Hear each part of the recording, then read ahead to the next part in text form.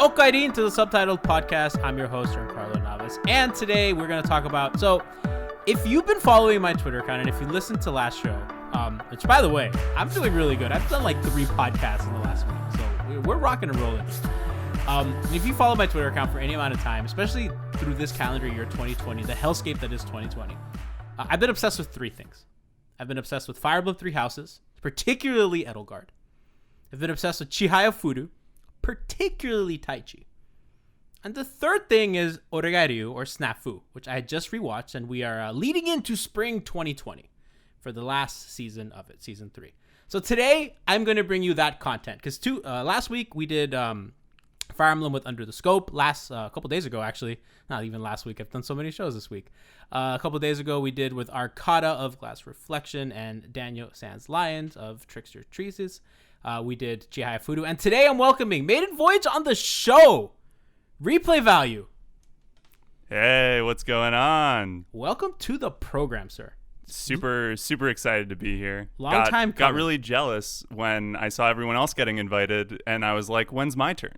Now it's your turn. The time is. It was either this or a Hyoka episode. Ooh, when's the Hyoka episode? I gotta I've mentioned this before. I have my Hyoka Blu-rays that are sitting on my shelf, and they're right in front of my setup right now, and I have not opened them. I've watched Hyoka, and I want to rewatch it, and I have 2 Blu-rays that have not been opened. Every day is a good day to start rewatching Hyoka. That's my personal. I think opinion. I might do that. I think once I finish. Right now, I'm watching Gatchaman. Once I get through Gatchaman Crowds, Ooh. I'm gonna give Hyoka a rewatch. That's what I'm talking about. Which, by the way, speaking of Kyoani, I would be remiss if I didn't mention it. Today is the 5-year anniversary of the debut of Hibike Euphonium, and the only reason that this show even exists is because UFO really pushed me into starting an anime YouTube channel. So shout out to UFO. Got to give love to UFO. If you're listening to this when it will come out tonight, then I hope you catch an episode of UFO.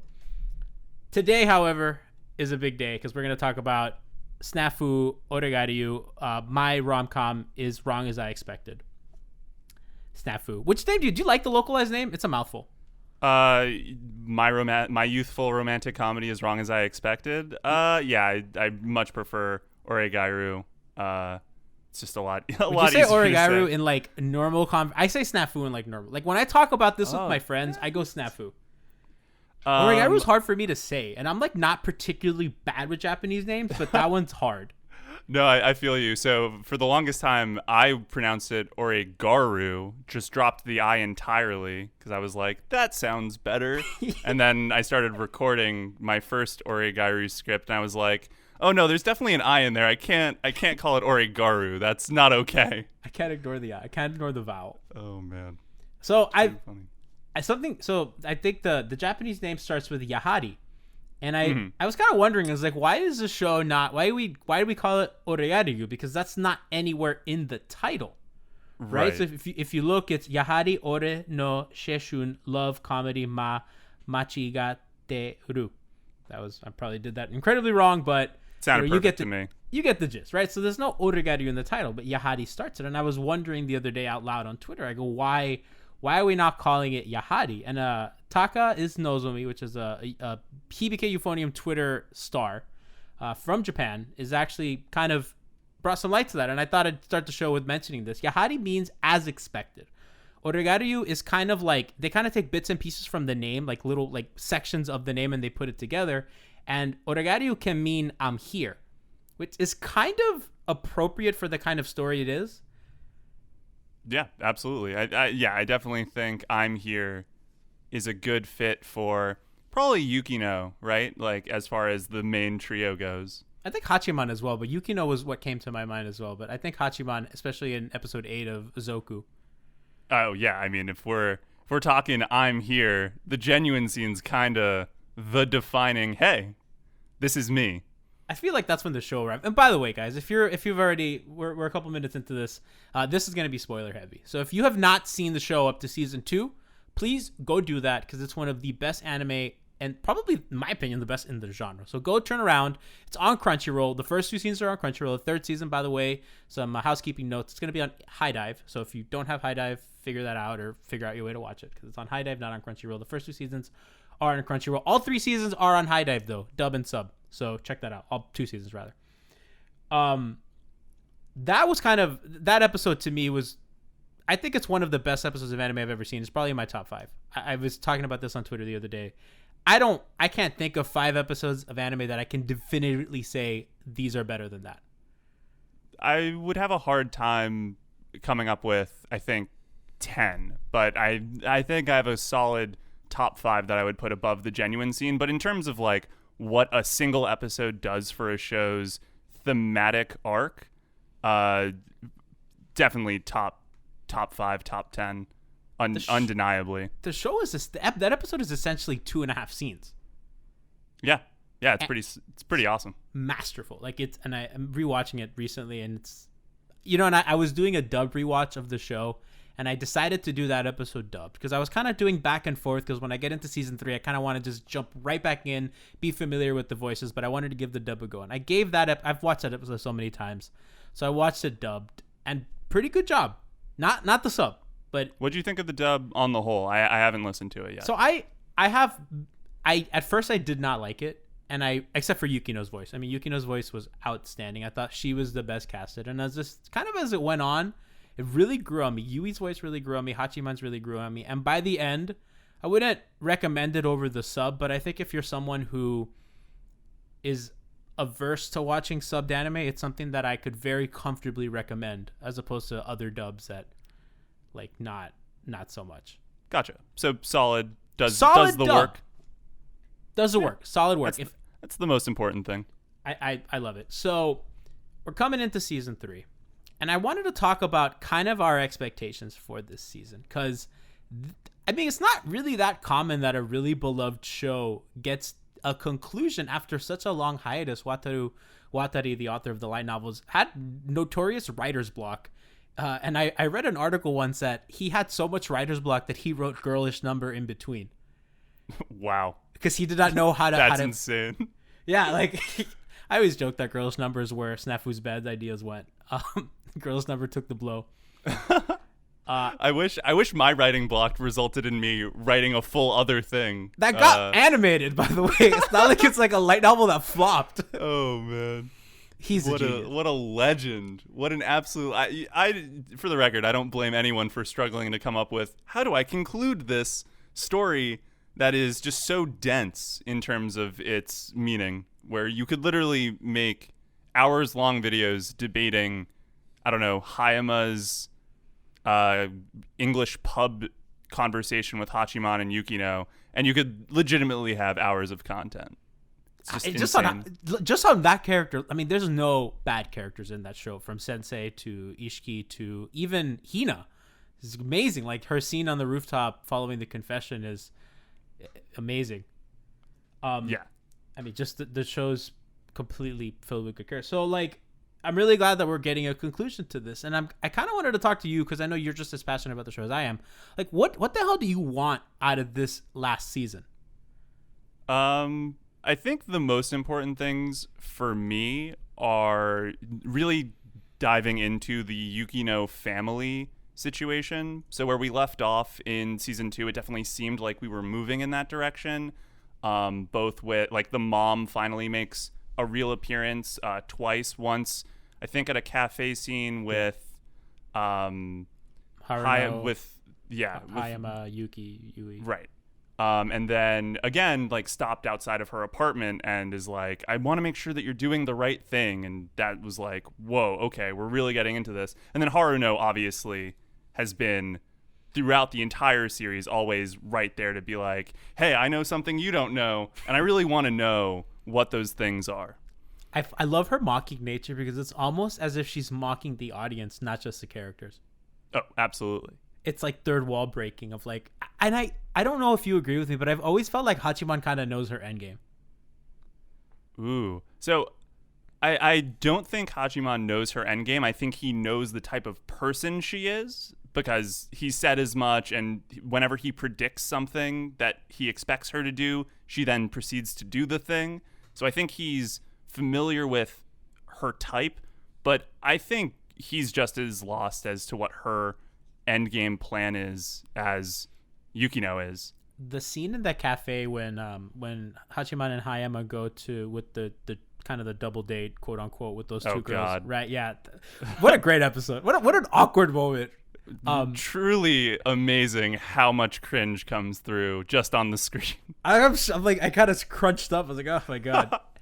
And then after when Hayama calls Yukino and Yui to come to kind of show up those two girls, but look at these two amazing women that like will back this guy up, and you guys are trash. And then Haruno comes out of nowhere, right, and then kind of explodes the whole thing. And once Yukino and Yui leave, Hachiman goes, listen, I know what you're doing. I have a little sister too, but you're kind of harsh. And that scene has always stuck to me. Like, does this guy know what her end game is?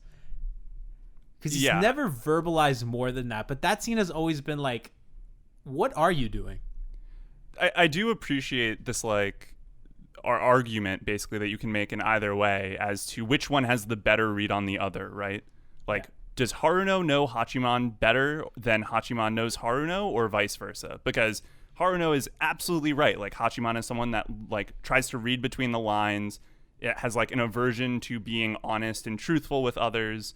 And then you're totally right. Hachiman has this great read of, you're trying to be like an older sister type, but you're doing it in a aggressive way, I guess, is probably my interpretation of that sequence.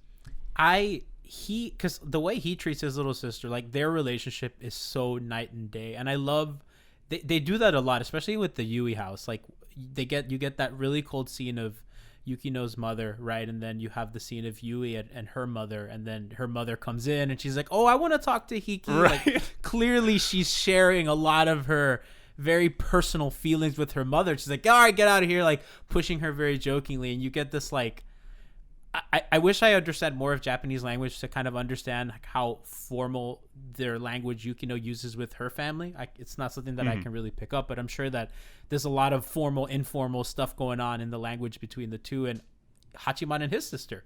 How you get this mother. The only family relationships you've seen are Yui's mother relationship with her and Hachiman's brother-sister relationship, which directly contrasts to Yukino's mother-daughter, sister-sister. Right. You're totally right. I also just love that Yui mom uses Hiki. I know. Which is what Yui says. I know. And I'm just like, this is her first time ever meeting him, and she's already using the pet name. That's so classic. Like, what an open, great relationship those two have. Just like, she's on screen for all of 20 seconds. And it's so apparent how emotionally connected those two characters are versus Yukino and her mom. But, like, I think Yui is someone that is really comfortable with her feelings and really comfortable in her own skin. Like, she's a lot of things. She's a liar. She's manipulative. She's so many things, but I don't think uncomfortable with who she is one of them. Agreed. And I think hard agreed. Yeah. Her character is so interesting to me, and I really want to see what we're going to do going forward with her, because I think the big Yui scene, the first big Yui scene we get is I don't like nice girls, right? And it's Hachiman putting this expectation of Yui is a nice girl. And then in the final episode, when he realizes, you know, he says it again, Yui Gahama is a nice girl. And it shows her kind of looking at the camera really intently, like really strong. And then he's talking about the expectations he's put on people. And then he goes, Yukinosha is a strong girl. And it's Yukino crying, looking timid. And I want to know where Yukino's agency is going forward. So I watched the trailer. I have not seen any PV for have you watched the PVs for the season? I just recently released an Oregairu video, and I watched that before. Very good. Thanks, man. Because I talk about Zaimokuza so much in the video, someone was like, "Hey, did you see the PV where it's his voice?" And I was like, "Okay, I kind of have to watch this now. I'm really interested." The PV, in my opinion, gave nothing away. There was Which nothing. one did you watch? The one with the Zaimokuza voiceover. Oh, there's two. I feel like there's multiple, but I haven't seen that. That's the only one I've seen. So one. Do you mind if I talk a little bit about one of them? Yeah, go for it. So in one of them, it's a shot of Yukino and Yui kind of talking to each other. They're holding hands. Yui nuzzles Yukino like very closely. And Yui says, I wanted to go there too. That's why the truth is that I didn't want something genuine. And that her voiceover is over her and Yukino holding hands, kind of nuzzling. And I'm just like, what the fuck is she thinking? Like, what is, Like, what is going on? Like, I it's angsty. It's everything. Like, what? She's a liar. I think out of all the characters, she's the one that most outwardly lies. Hachiman does so, like, but everyone knows that he's lying. Yukino is like almost deceitful with how she lies, or tries to be at least, because she's not good at it.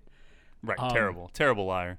Yes, I love that about her. And I'm kind of like, I don't know how to interpret that.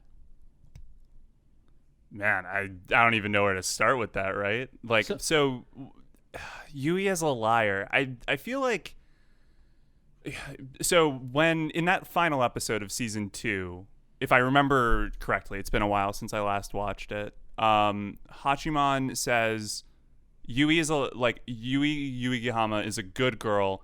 I've decided that to be true regardless of the veracity of that statement. Yes. So he's already accepted. She could do anything, presumably, and she would still be a good girl in his mind. Yui as a liar. I mean, I don't disagree, but also I feel like she is both a liar and also the most honest. Yes. Because that whole final scene is her pushing everyone to try and resolve everything, and it is Hachiman a little bit who's like, oh, I'm gonna lie for Yuki. I'm gonna lie on behalf of Yukino here to prevent this from happening. Because he agrees with her. He even says so. Like he agrees with what she's about to do. Yes. He agrees that this would determine everything. So the actual dialogue of the scene is Yui Gahama is a nice girl. I decided that without even thinking of the truth. Yukino Yukinosha is a strong girl. What a great line. I have burdened her with that ideal image that I had of her.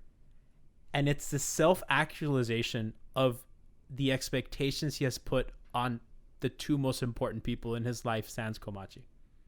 Damn. That's it's so good.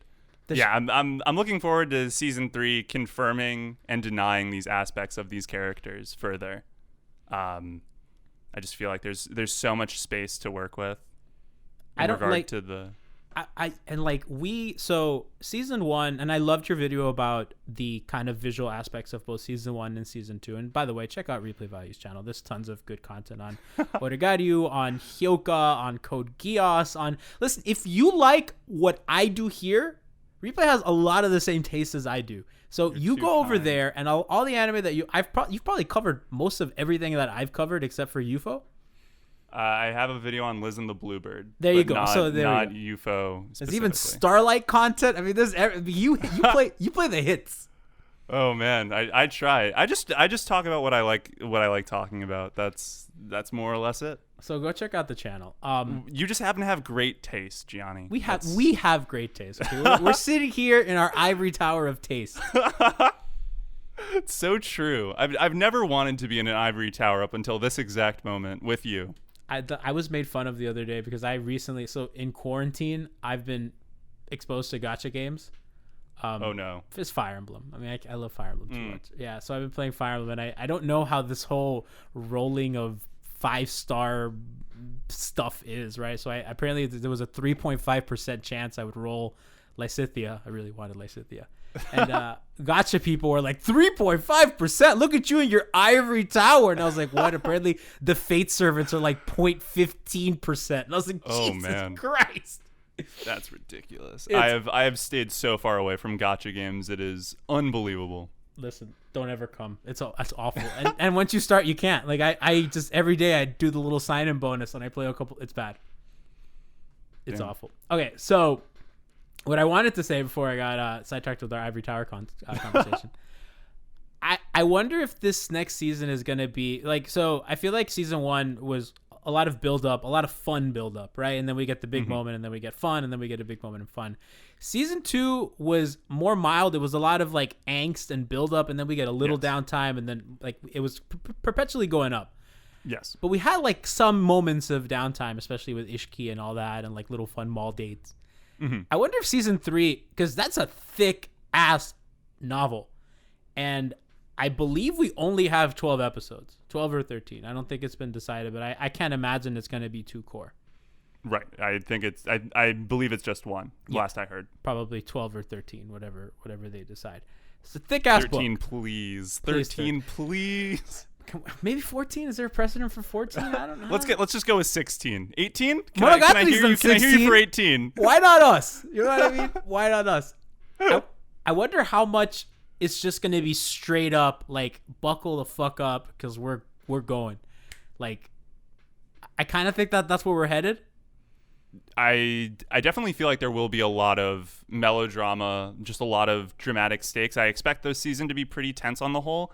I just feel like a lot of people's complaints with season 2, your former guest, Arcada, notably disliked Zoku because it was just constant drama. Like, you never really got a moment of Yui, Yukino, Hachiman just hanging out, the three of them, like you did in season 1 with their amazing chemistry. I think that is a legitimate complaint about Zoku. I personally loved how it was exploring the changing relationships, and even if it was super tense, I fully expect season 3 to double down on all of that. It's kind of exhausting to watch. I'm not gonna lie. As someone who loves absolutely. It's fucking exhausting. Like, absolutely. I don't even know how watching can be exhausting, but it absolutely is. Every time that happens, I just go back to episode 13 from the first season, and I'm just like, hey, here's Yui and Yukino wearing saber outfits. Look how much fun we're having. Look at this. Evina's having a nosebleed. Look how fun. Good old days. Man. Yeah, before Evina gets all... Oh, my God. So, I love... And I kind of did something interesting in my recent rewatch of it. I saved both OVAs for the end, including the season 1 OVA. That's the wedding dress one? The wedding dress one. Excellent OVA, yeah. by the way. It's everything about that show is excellent. And it was really jarring to watch because I watched the final episode. Then I watched the PV, which is just incredibly fucking angsty. And then I'm watching this OVA about wife points and how funny it is and how Hachiman is like, Yui, put that normal brain of yours to good use finally. And it's like their dynamic is so perfect, and it was stunning for me to see them act like that again, because it felt like fucking eons since they have done that. Right. Oh my God. Season 2, just like the final episode where they're at the aquarium, every single action, it's never just like, oh, I'm making a joke and you're responding and we're having a good time. Everything is, hey, remember how both of us are madly in love with you, and our current relationship as it currently stands won't work if any of us are just honest about our feelings for 5 seconds? Crazy. The worst part about that is that Hachiman is really fucking smart, and so is Yukino. So they're so hyper aware of everything that they say that it makes all those interactions, to borrow from movies, exhausting. Yes, absolutely. Oh, and season awkward. 3 is going to be after every episode, I'm just going to have to go lie down and take a nap. It's going to be ridiculous. So I actually had so Chihaya Fudu was a little exhausting for me. Did you watch season 3 of Chihaya Fudu? Dude, I have not watched any of Chihaya Fudu. I think you'd actually really enjoy it. I think it's I totally believe I would, given long, the excellent shared taste we have here, and also just like my other friends who are like, Tower. This anime is the best, and I'm like, I believe you. I'll get to it eventually. Someday. Yeah. Do you like Haikyuu, right? Yeah. It's one of my few masterpieces. There you go. Well, anime that I consider to be masterpieces. Sport anime is good. For when I would watch Chihaya Fudu, this season was incredibly exhausting with angst, and every episode was fucking emotionally taxing on me that I watched it every Tuesday, and then I take a little break, 15 minutes, where I tweet about it. Probably sat for 5 minutes on my phone. I didn't do anything. That was like Chihaya Fudu watching experience was the 22 minutes of the episode and then the 15 minutes of cool down. That's how you know it's a great show. Seriously, that's how you know. I just finished It Invaded today. And I was like, after I finished it, I just like kind of sat in my chair for 30 minutes just being like, wow, there is so much to break down here. Like, I'm going to be thinking about this for a long while. That's what just aired, right? The Aoki just show? From last season. Studio Naz, N-A-Z. I have no idea like the rapper? That. If you switched out the Z with an S. Okay, also, there we go. Illmatic, greatest rap album of all time. Really? That is a respectable take. Yeah, let's maybe not get into hip-hop. Let's not get into hip-hop. My hip-hop, listen, I'm like obsessed with mid-2000s hip-hop. Like anything from 2003 to 2009, I'm about that.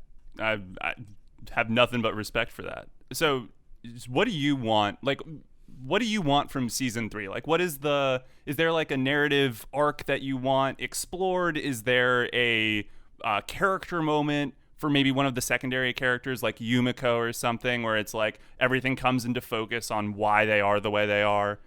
What's your like? If you had 3 things that could happen in the upcoming season, what would your 1, 2, 3 be? So I'm gonna refrain from like final pairings because I want to talk about that later. But I think right. Oh, that's the final beats of this. I'm figuring. That's the crescendo. That's how we're ending this.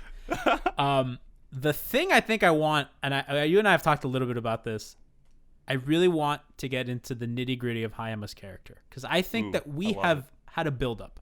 Season 1 touches on it a little bit, not too much. Then the end of season 1 with his blow up on Hachiman.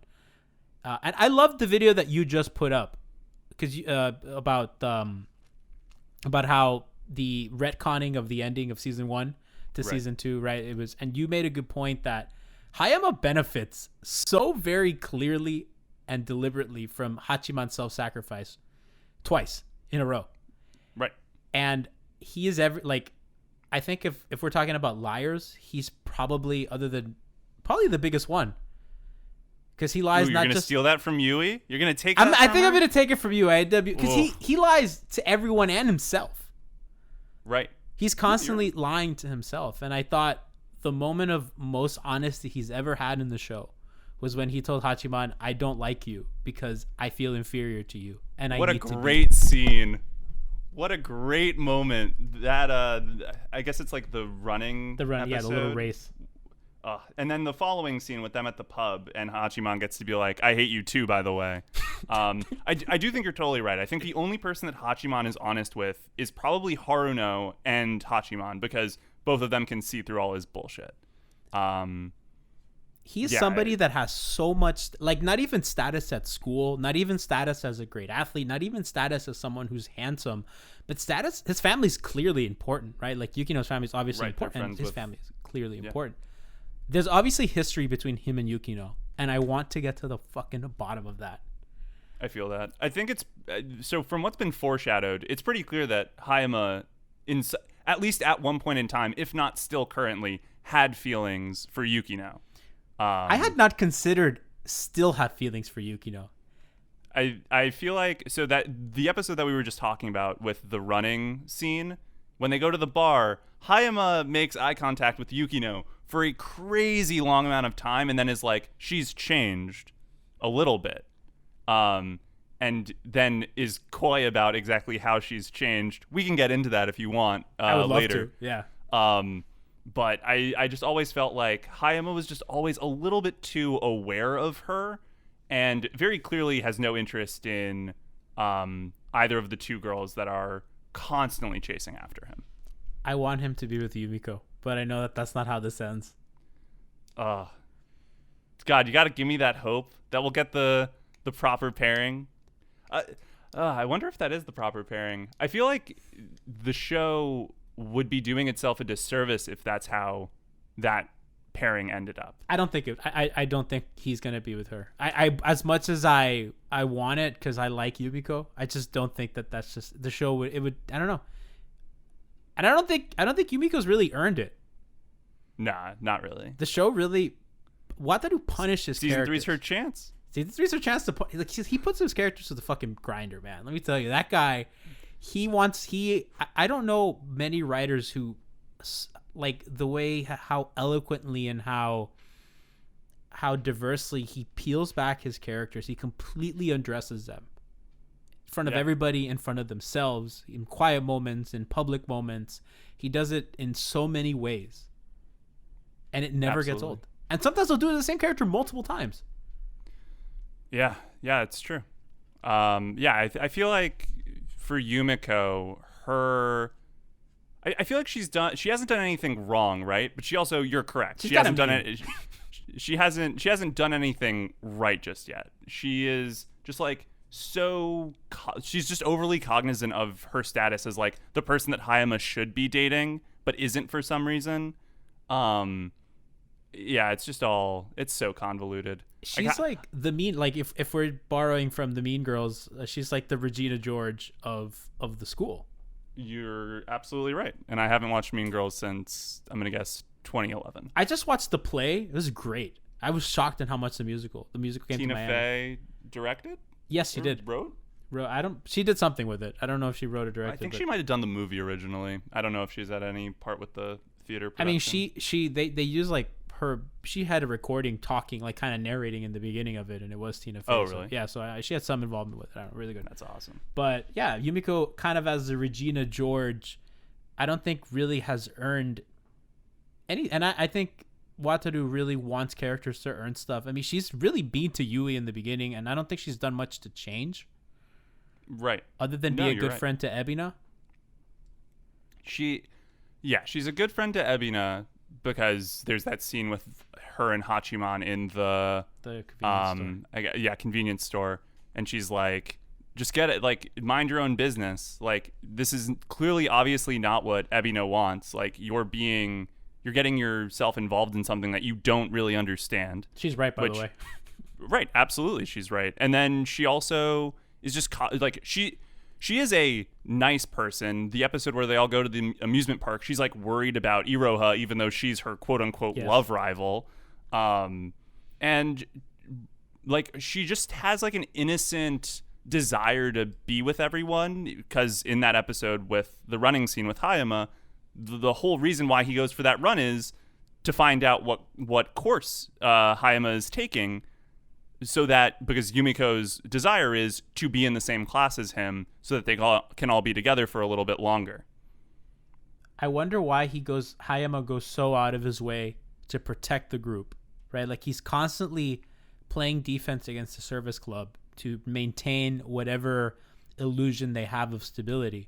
And then at the very end, by his own hand, he's going to undo it by not being honest, by lying, by keeping secrets. So in that final discussion, he says that if there's only one choice, then it's not really a choice.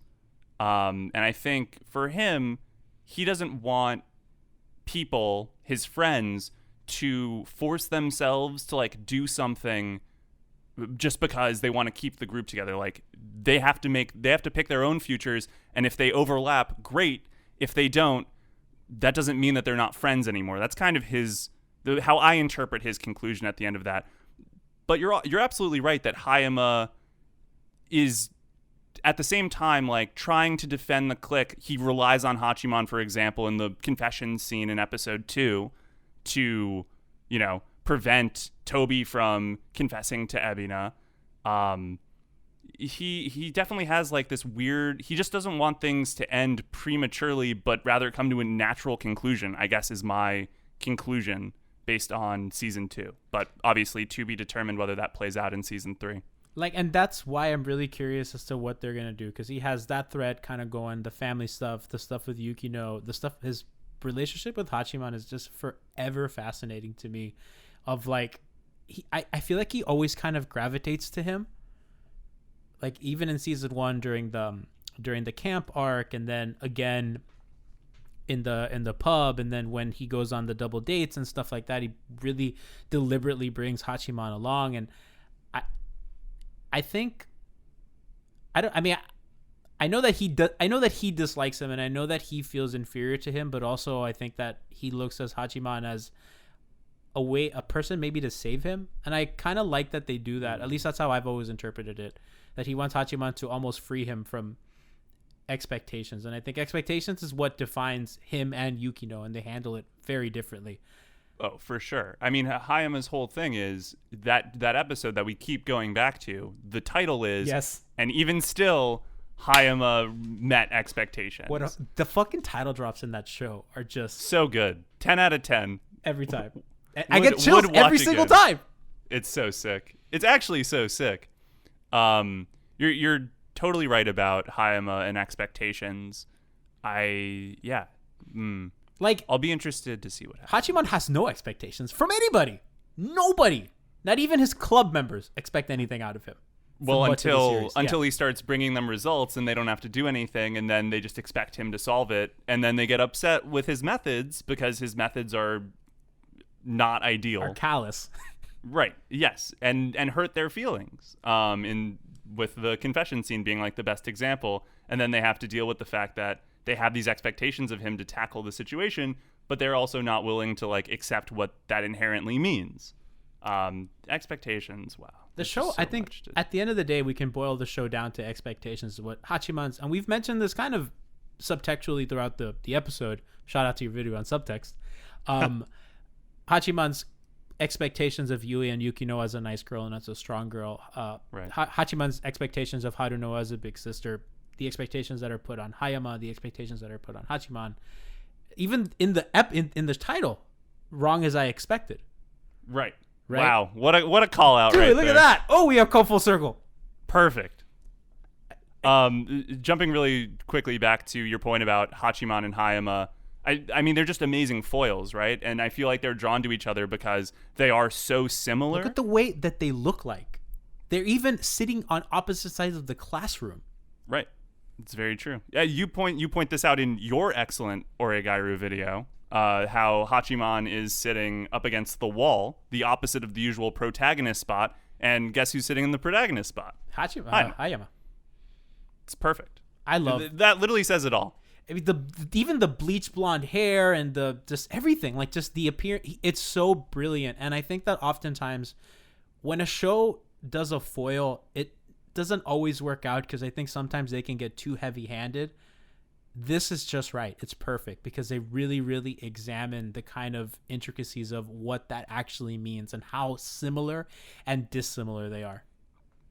And I love it.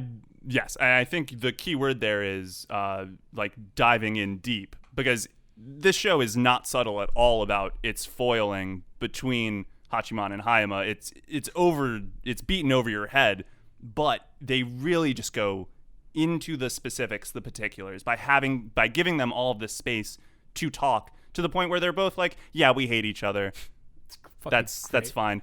They like pity each other in this weird way, like there's doing so things. Much pity for it's insane. The scene when Hachiman, at what we referenced earlier, when they're at the cafe and he brings Yukino and Yukino to the cafe to kind of show up the girls, when Hachiman says, "Don't push your disgusting pity on me," that's Right. always a fucking, I clap and I stand up and I was like, you fucking go, man. It's a great moment, and I feel like How many times it have we makes said sense that? because right. It's a great moment because Hachiman was pitying Hayama just 2 episodes before when he was saving his friend group with the Ebina confession. Yeah. Like he totally was looking down on Hayama at that moment and being like, "Oh, you poor sap. Here I am saving your group of friends because you guys just aren't honest with one another. And look how great my friend group is." That's the pride before the fall. Yeah, it's the pictures taken before disaster. So I want to get into a character that we have not talked about who's very prominent. And what the hell is Ishiki Iraha's point in the story? Why is she there? It's not, because clearly she's not like, this is like, if there's a love contest race, she's not in it. She's a distant. Oh, don't say that, man. You're going to break all the fans' hearts. Listen. She's everyone's favorite. Right now at third place, I have Psycho. Okay, so Psycho's in a comfortable third. And poor Ishiki. But like, in reality, I don't know what is her purpose in the narrative. Because I don't think Wataru put her in the story just to be a monkey wrench. I think she's a great character who has many layers and has opened up sides to Hachiman, but what the hell is her story? So my impression of her through the one season we've had with her, because we haven't had the same amount of time with her as basically everyone else in the cast, is that she serves as a little bit of the mentee position for Hachiman. So he's able to be like, these are my thoughts, and this is like another friend that's a girl that he can talk to about his problems. And then also is kind of what Yukino, like she has elements of Yukino and Yui That's a really good point. That kind of elucidate what makes them so similar and yet also so different. I think he genuinely cares for her, and she's someone who is important to him, which is funny because Komachi, when they're going through the student council arc, Komachi asks him, "Is this Ira Ishiki important to you?" And he goes, "Not at all." And, right. I feel like she definitely wasn't back then, but he definitely feels somewhat responsible for her. One, by making her student council president, and then two, when she overhears the genuine speech And she's like, you better take responsibility for that. Wink, wink, nudge, nudge. That's a confession, man. Up on the roof. Do something. Go. I just don't know what her grander purpose in the narrative is. Like, what is her arc? Like, what, like, so she has to be a competent student council president, yet she still constantly relies on the service club. The service club is essentially serving as a shadow president over the school. I mean, they do everything. Hachiman should have just let Yukino run. Hey, this is essentially what happened. Problem. There would have been no problem. Yukino would have been a great president. He could have been the shadow VP. Yui could have been treasurer. All would have been well. I love that I love that moment where the former student council president, whose name is escaping me, is like, I was really hoping that this would happen. And Hachiman's like, wait, shit, that would have been awesome. It's like, oh, we fucked up. I think I don't know if it was you or if you haven't seen Alexander, you could check out his YouTube channel. He does a lot of Oregairu videos too. He's also amazing. I don't remember if it was either one of you that point out that when Yui, when Hachiman kind of fakes the election and the whole Twitter account stuff, how Yui takes notice of it. She looks at him because it dawns on her which of the pages that he used, and she kind of stays silent. Like, it was this tacit awareness of, oh, you cheated. Oh, cool. It all worked out. Yeah, and then that comes back up in the genuine scene where Yukino's like, where Yui says you're not being fair to Yukino, and Yukino's like, you're not being fair either. And Hachiman's like, whoa, slow your roll. I'm the one at fault here. That scene is great. I love when she calls Yui a coward and then storms off, and then Yui goes to the roof, starts crying, and Yukino sobbing is like, you're such a coward. And I was like, stab me in the heart. And then that comes back at the end, and Yui has fully embraced that she is a coward. It's perfect. Like, he leaves Wataru leaves no stone unturned. So true. It's like so everything's so meticulously planned out and everything. That's why I'm really curious as to what the hell is Ishiki's endgame. Is it just to be a competent student council president? Was her purpose to get her heart broken by Hayama? I wouldn't even get mad if she ends up with Hayama. I don't think it'll happen, but I wouldn't be mad at it. Yeah, there's no way. Hayama said that her feelings were for somebody else. Wink, wink, nudge, nudge. I've never felt that she has feelings for Hachiman. I know that I'm in the minority. I've never interpreted what she has as feelings. I think she admires him. I don't think she likes him. I'm willing to accept that interpretation. I think that we as an audience are biased into assuming that she has feelings for him because it's a rom-com, for starters. And secondly, because her tone when she makes the jokes about, are you confessing to me? I'm sorry, I have someone I like, slowly but surely evolves into, yeah, I'd be pretty open to it, actually. It's, by the way, that's never not funny. Oh, 100% of the time. I'm so looking forward to new ones. They have to happen. That's one of the 3 things I need from season 3. Okay, so what are your 3 things? I've gone through my 3. I've gone through Yumiko, Hayama, and Ishiki. What are your 3? So Ishiki's one of mine for sure, and not just I need more of the joking asides. I need like some actual character development to figure out how she gets placed into this larger thematic thread. I do feel like she is a little bit supposed to be the ideals of some of the characters brought to the forefront, but we'll see. She's also her own person. I don't mean to throw her under that bus. The other 2 things that I need are, we talked about this earlier, but the Yukino family stuff. Because Yukino's character arc is, to me, the major narrative thread that still needs to be built on. And I'm really interested to see how that develops. And then my 3rd thing, just more competent direction. I'm going to be really disappointed if season 2 is the high point of the direction of the show, because there is some really good color grading, or not color grading, but using color to define emotions, tying things in thematically, structuring, all of it. So Kei Okawa is the director for season 2 for Zoku, and he's the only other like major project he's done is Hinamatsuri, which is, I don't know if you've seen Hinamatsuri. Oh, that's a competent show. I mean, it's probably my top 3 favorite comedies, anime comedies of all time. But surprisingly, he doesn't really do a lot.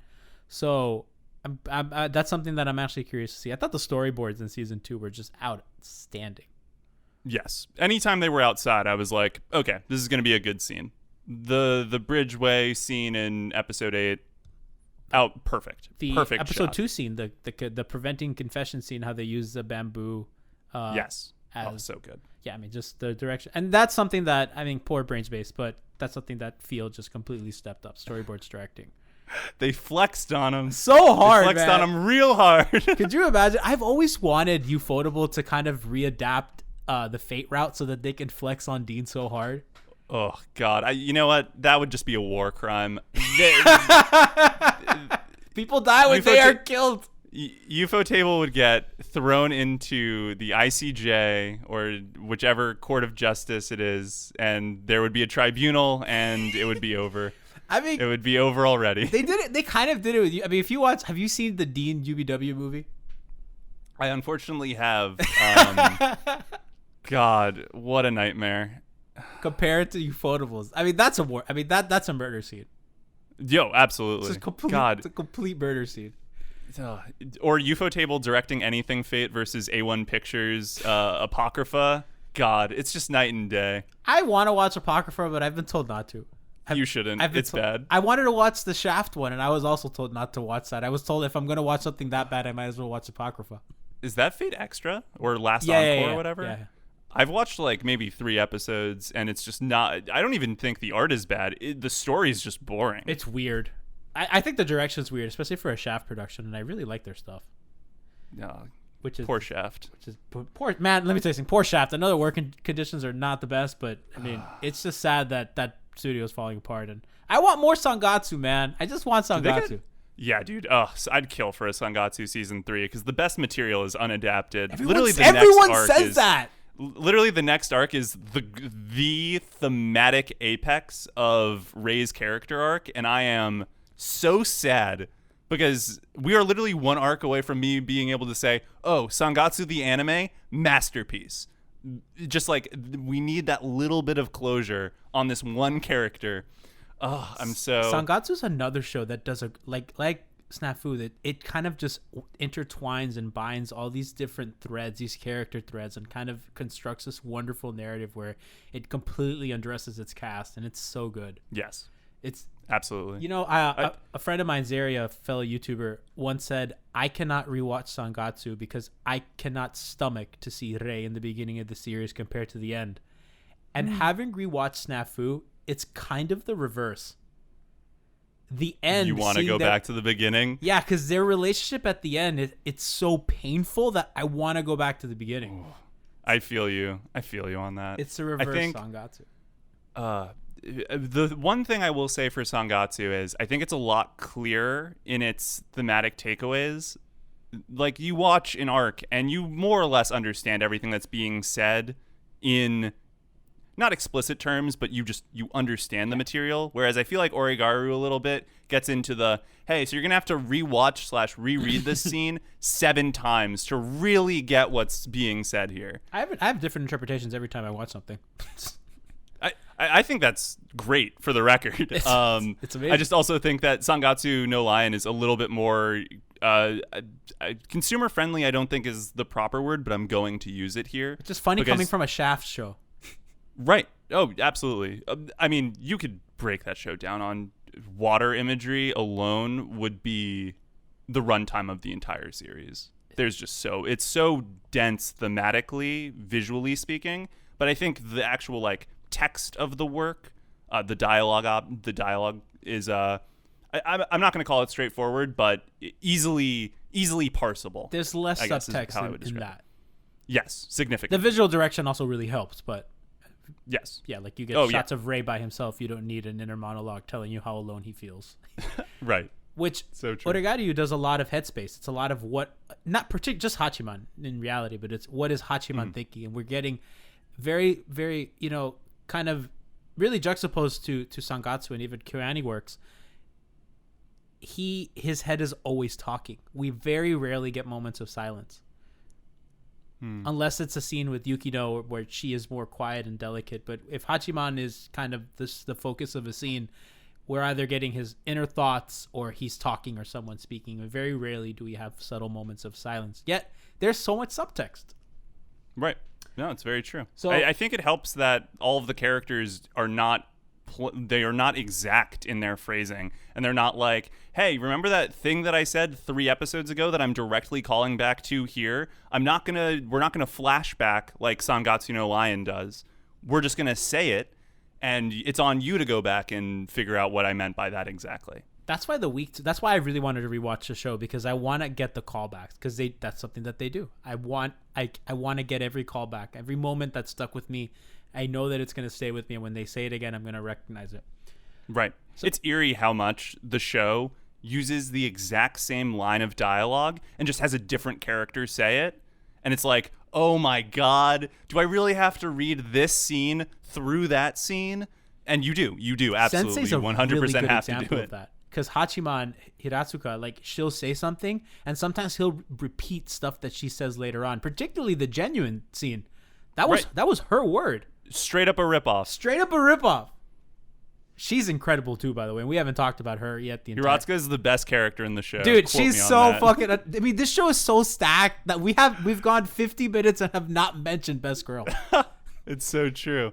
I mean, she's just a great character. She's so funny in season 1, and then she is like basically the one thing that keeps the club together in season 2. She genuinely cares about her students in a way that matters, especially to people at that age. And yes, the when she talks to him on the bridge and she says, you know, for you kids, now is everything, but in reality, this is just a blip. It's so fucking true. Like how not insignificant moment to moments are, but you know, like this over dramatized life that you're living. In reality, it's just a small part of what your life is going to be. So make the most. Like she gives so much wisdom, and she genuinely cares for her students in a way that matters, that shapes young adults.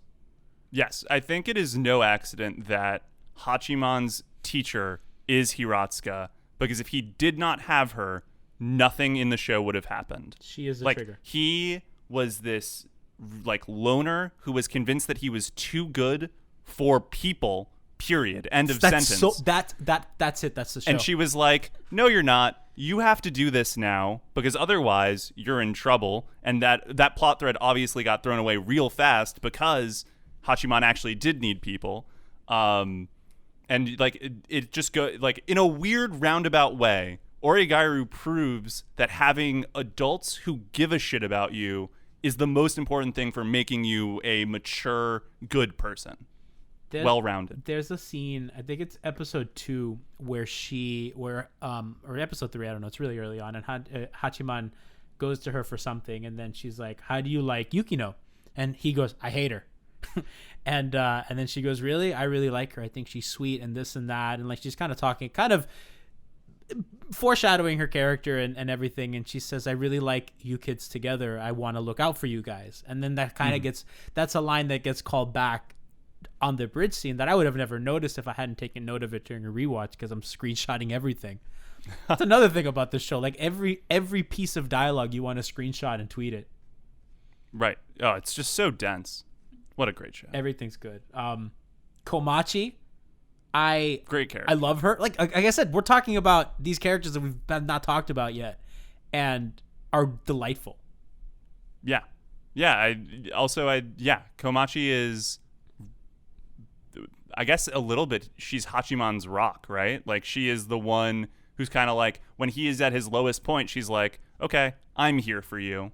And she is the foundation from which he pulls himself back up. She is the one who is most honest with him in the show. Oh, for sure. Always. They have the cute little points system. I love that. I love it. I get a lot of points cute for that. I was like, you sure do. It's so cute. It's obscene. You're adorable. I love her. I cannot. I mean, I don't think the show get really a character arc. It's not really her purpose in the narrative, but I really love her. She's definitely a secondary character who exists to support the primary cast. But that's the quality of the show is so great that a secondary character whose point is to just kind of bring the plot along is so rich. Right, and she is the heart of so much of the comedy and the heartfelt brother-sister moments that it's like, you don't really need her to have the, oh, this is how I'm growing as a character moment too. In a lot of ways, she's the more mature of the two siblings. She's probably the most mature character in the show, if we're being honest. Yeah, I'm willing to agree at with times, that. like if someone tells you my best girl is Komachi, can you even argue? No way. You'd be like, okay, in fairness, I don't think you can argue many. Like, if someone says, oh, Yui's my best girl, oh, Yukino's my best girl, oh, Iroha's my best girl, I don't feel like you really can have, like, an quote-unquote objective argument that they are not. You can't. Except for Hiratsuka. Hiratsuka is best girl. No argument. I have co-best girls. My best girls are Yui and Yukino. I cannot. So, in my most recent watch, I favored Yui a little bit. That's never happened before. It's always been the other way. This one, I favored Yui a little bit. I love her. I love it. Yeah, it's. Let me tell you something, man. It's hard. Season 3 is gonna be fun. Season 3 is gonna be so much fun. Oh, I want to, before we get, so the next topic is kind of gonna be what we're gonna close off with the pairing. But Kawasaki, I want to just say that I love her fucking character design. It's my favorite character design in the show. I love her white hair. I love, like, she's just so cool. I love how she wears her, like, vest open, and, like, she's just really cool. I really like her. I also love the dichotomy of, oh, and she's this really cool character visually, but she's like a total mom, like great cook, looking out for her little siblings. Like, that's just a cool combination. But everyone's also scared of her, which is also great. Right. She's tough, and she, like, you know, she's a badass. Yeah, it's a great dichotomy. I love it. Love stuff like that. Like Don't judge a book by its cover. The background characters are just tremendous. Other side note, because I'm just kind of scrolling through my tweets to see if I missed anything. Yukino's fashion sense, A+. A+? A+. Her fashion, like, everything that she wears outside of school is, like, really fashionable and cool. And I just a side thing. Like, I like when anime kind of go out of their way to give their characters a wardrobe and not get lazy about it. Like, Yukino's, she wears fur, and she's very proper and very fashionable. And Hachiman wears a lot of, like, shitty t-shirts and, like, long sleeve shirts. Like, you know what I mean? It's like, you're so right. It's funny to me. I can really only imagine these characters in my head in their uniforms, even in scenes where I know they're not wearing them, just because that is just the sheer repetition. Great uniforms, by the way. Just excellent school uniforms. All right, so now we have come to the point where I'm sure a lot of listeners want to know. They just skip to this point. I'll have at this the timestamp. Pairings. What the hell do you think is going to happen? What I think is going to happen? What do you think and what do you want? I hate that I'm making you pick, because I don't want to be forced to pick, but I'm asking. Oh, I'm gonna force you. It's not even a question. So I think inevitably, I don't think this will shock anyone. Yukino and Hachiman are going to wind up together at the end. That is my expectation, based on the narrative arc of the show to this point. It's not as we expected, though. I don't know.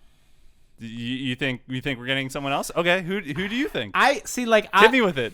Hit me with Yui. I think we're getting Yukino too, but I just feel it feels too obvious, and I was like, what the hell is this show gonna do to, like, I've thought a lot about how he would be with both girls, and I think in a way, him and Yukino are kind of made for each other, which hurts me because I love Yui so much, but Yui brings sides out of him that he didn't even know he had, and he brings sides out of Yui that she didn't have, and the earnestness of how they try to be together is, I'm a sucker for that. So I look at them. Yeah. So it's like, I love that, but Yukino and Hachiman are kind of made for each other. You know what I mean?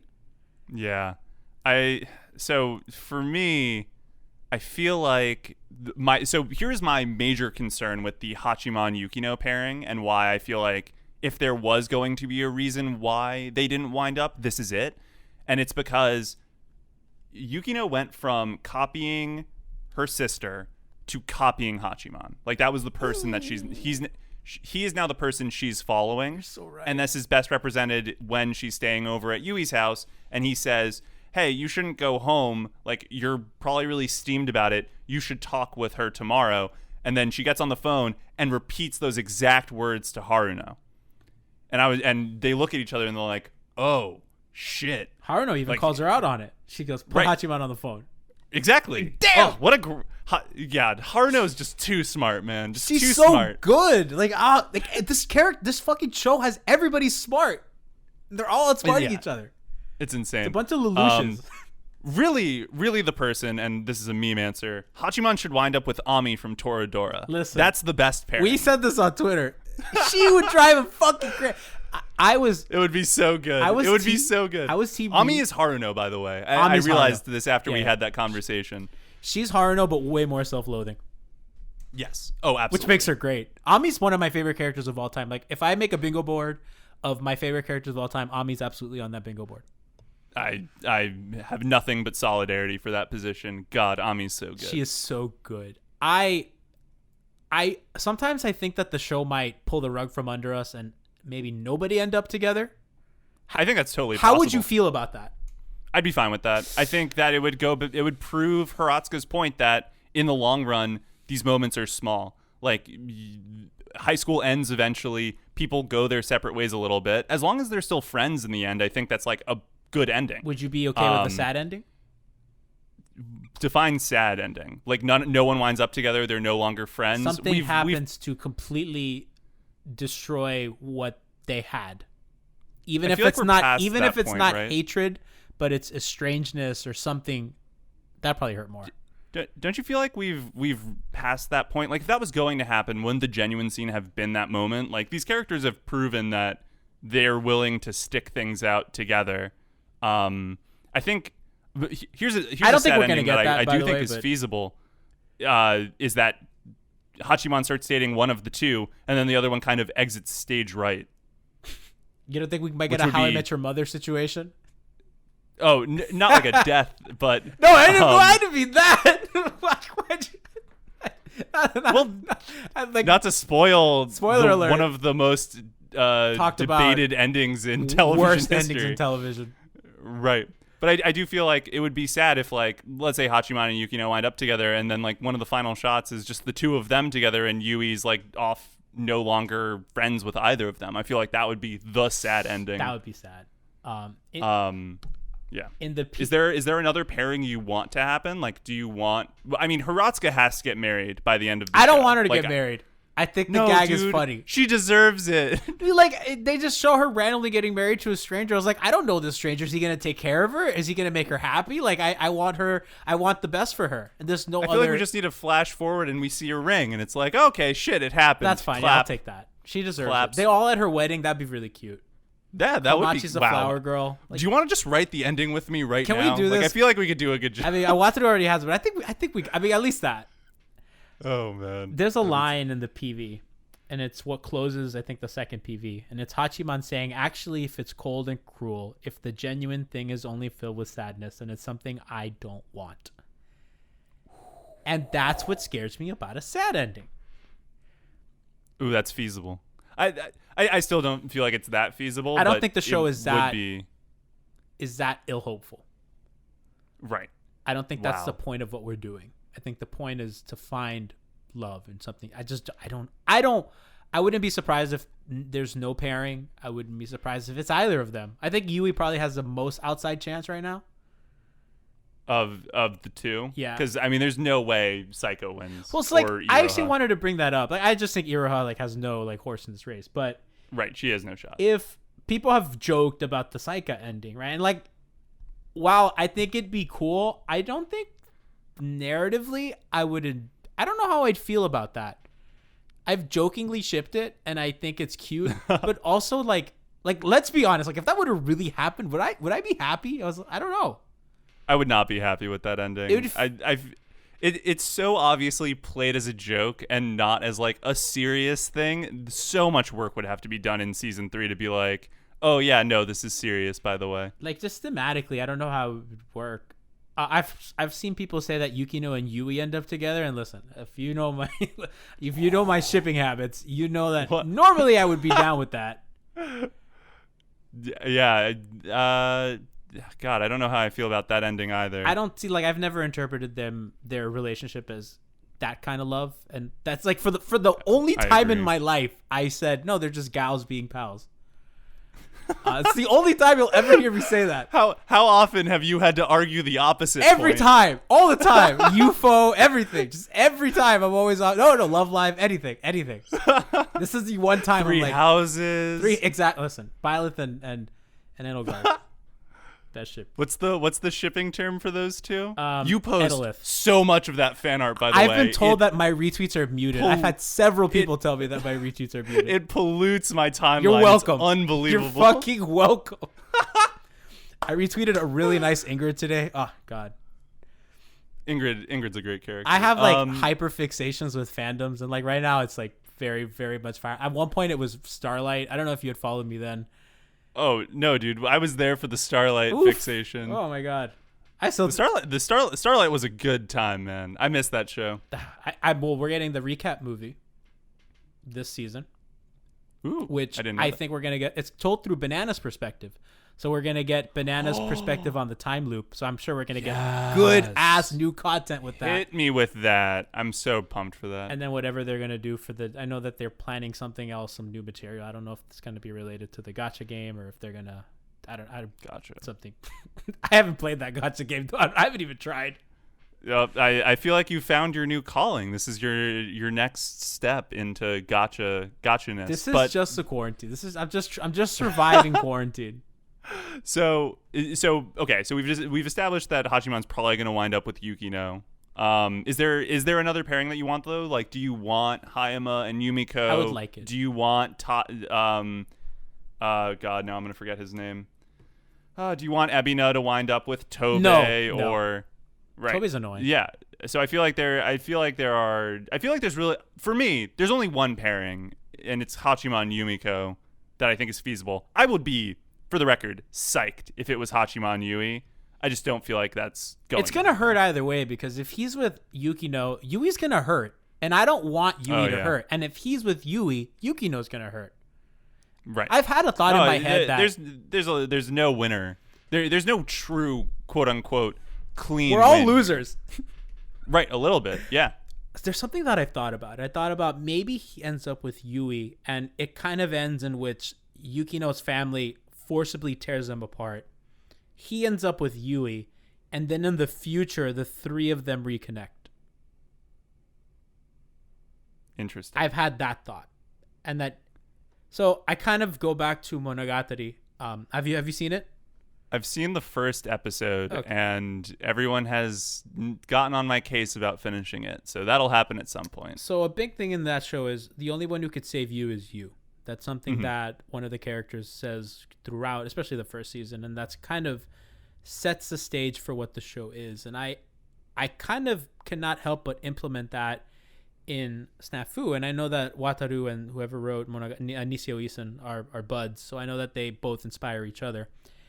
And the scene when Yukino tells Hachiman to save her, A, out of character, B, I don't think that's his role in her life. It's not to save her. She has to save herself. And I think they've constantly criticized Hachiman for solving Ishiki's problems or Yui's problems or Yukino's problems. And this is something that she needs to solve herself.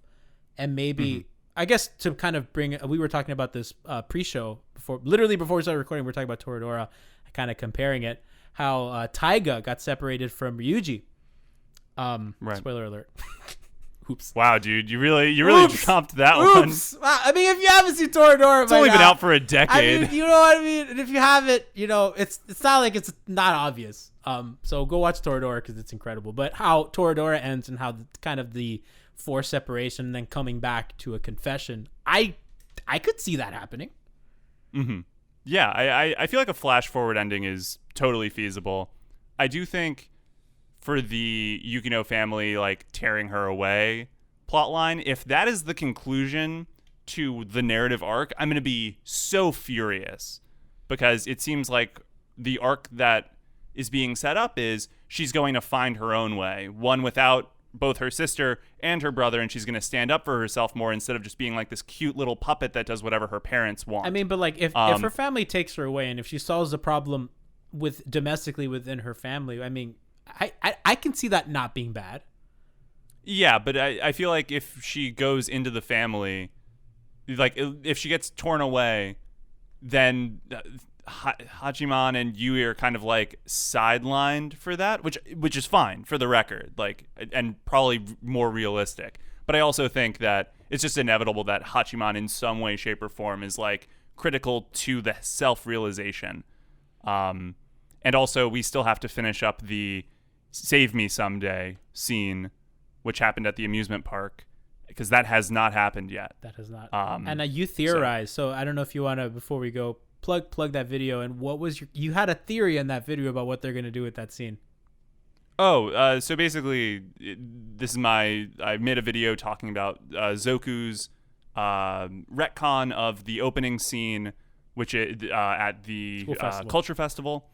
And I said that because Yukino's character arc is the major thematic arc that still needs to develop, and the question of what is Hachiman going to save Yukino from being one of the core questions heading into the third season, it's totally possible, assuming that season 3 begins with a flashback, that could be the core structuring opening moment before we go into the first OP, and then catch back up with what happened after the finale of season 2. I think we go cold open, right? Like, we're jumping right into it. I think that is more likely. I think that's my theory. I think we're fucking going right from that sunset scene into that. I think that's I also see a flash forward being possible, just to like quickly establish what the quote unquote first climax is going to be, and then being like, all right, and this is how we got there. Just to like reestablish, I don't want to call it tension, but it is tension right at the top. Yeah, we gotta reset up this. I mean, it's been, when did Zoku air? Was it 2015? Yeah, 2013 first season, 2015 second season. So yeah, 5 years. 5-year anniversary is coming up any day. If UFO just got the 5-year, man, what a great year for me. I got UFO and I got Snafu. Woof. 2020, great year for Gianni. Awful year for the rest of the world. Listen, we may be in a pandemic. We may be quarantined. There may be tons of bad shit happening. In January, we almost went to war with Iran. But I'm getting Snafu and a fucking Starlight movie. And I got the end of Chihaya Fudu. Come on, guys. Amazing. Incredible. All right, Replay, thank you so much for joining the program. Where can people find your YouTube channel and your Twitter page so that we can direct them over there to get all that good content? Thank you so much for having me. You can find me on Twitter at value underscore replay. I don't even know my own Twitter handle, forget my name. This is so bad. And then my YouTube channel, you can just search Replay Value. I'm the first result. Look at that. First result, Replay Value. I'm killing it. My SEO results are on fire. Look at that. On top of the algorithm, baby. Man, let me tell you, I've been almost at day one. I think I might have been one of your first 200 subs. I've been there for a while, and I gotta say, man, seeing what you've made the channel into, the content has been A+ since day one, and I'm just really happy to see everything that it's become. And I know you put a lot of work into it, because it's not easy to turn out videos. I don't think people realize how much time it takes, not just to write, but to record, to audio edit, to video edit. I don't think you have an editor, right? No, I edit everything myself. For you to do that, like, all by yourself is incredible, man. So you keep up the great work, and I hope people go to your page and listen to that and watch your stuff, because it's honestly as good as it gets. Appreciate it, man. I think I've given people the wrong impression because I keep doing these timed challenges where I try and produce an entire video in one day. And so now people are like, that's insane. You can just get it done whenever. How long did it take you to make that video? He doesn't have a life outside of YouTube. Like the video that you put up today or yesterday or whatever, the latest Snafu video, how long did that take you? Because that went up fast.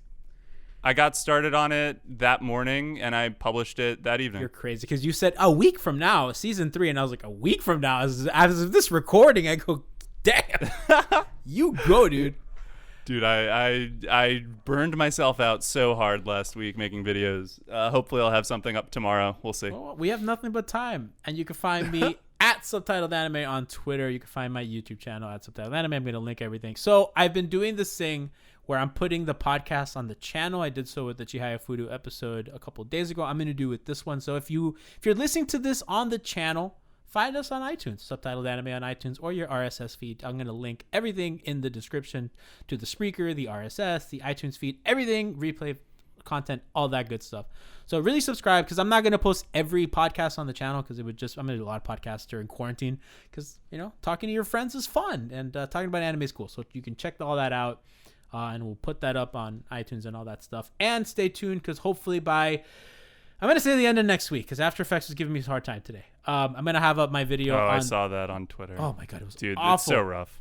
Let me tell you something. I was trying to rotoscope something today and it just did not want to cooperate. And I was like, I just need to rotoscope this feather. Please survive.